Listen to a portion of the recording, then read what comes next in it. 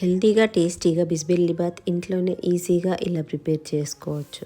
Rice, dal, vegetables అన్నీ కలిపి చేస్తాం కాబట్టి ఇది చాలా హెల్తీ రెసిపీ. ఇది లంచ్ బాక్స్లో తీసుకెళ్ళడానికి కూడా ఈజీగా ఉంటుంది. 1 కప్పు రైస్ తీసుకుంటే 1/2 కప్పు కందిపప్పు తీసుకొని నీట్గా వాష్ చేసుకొని 1/2 అవర్ నానబెట్టుకోవాలి. ఈ కొలతలతో చేస్తే 2 మెంబర్స్కి సరిపోతుంది. టేబుల్ స్పూన్ అంత చింతపండుని నానబెట్టుకోవాలి. కుక్కర్లో ముందుగా నానబెట్టుకున్న రైస్ని వేసుకోవాలి. పెద్ద ముక్కలుగా కట్ చేసుకున్న ఆలుగడ్డ, క్యారెట్, బీన్స్, క్యాలీఫ్లవర్, బఠానీ, టమాటో అన్నీ 1/2 కప్పు చొప్పున వేసుకోవాలి.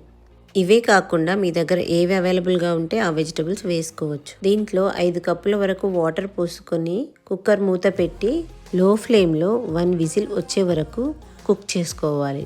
ప్యాన్లో 1 teaspoon oil, 1 teaspoon నెయ్యి వేసుకొని వేడి చేసుకోవాలి. 1/2 టీ స్పూన్ ఆవాలు, 1/2 టీ స్పూన్ జీలకర్ర, 2 ఎండుమిరపకాయలు, కొద్దిగా చాప్ చేసి పెట్టుకున్న కాజులను, ఆనియన్స్ని, కరివేపాకును వేసి బాగా వేయించుకోవాలి.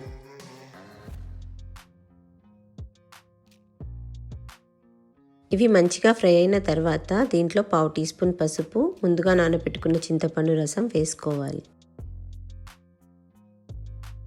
దీంట్లో ముందుగా కుక్ చేసి పెట్టుకున్న రైస్ని, వెజిటబుల్స్ని వేసుకోవాలి. అవసరమైతే కొద్దిగా వాటర్ పోసుకొని మిక్స్ చేసుకోవాలి.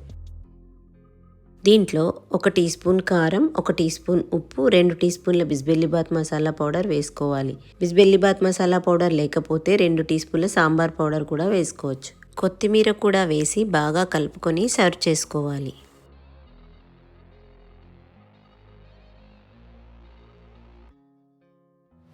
చాలామంది అన్ని వెజిటబుల్స్ తినడానికి ఇష్టపడరు. ఈ ప్రాసెస్లో వెజిటబుల్స్ అన్నీ కలిపి రైస్ చేస్తే అందరూ ఇష్టంగా తింటారు. దీంట్లో పెరుగు మీగడ కానీ బటర్ కానీ వేసుకొని సర్వ్ చేసుకోవాలి. ఈ రెసిపీ మీకు నచ్చినట్టయితే మీరు కూడా ట్రై చేసి ఎలా ఉందో కామెంట్స్లో చెప్పండి. నా ఛానల్ని ఫాలో అవ్వండి. ఇంకా నా ఛానల్ని సబ్స్క్రైబ్ చేసుకోకపోతే ఇప్పుడే సబ్స్క్రైబ్ చేసుకోండి.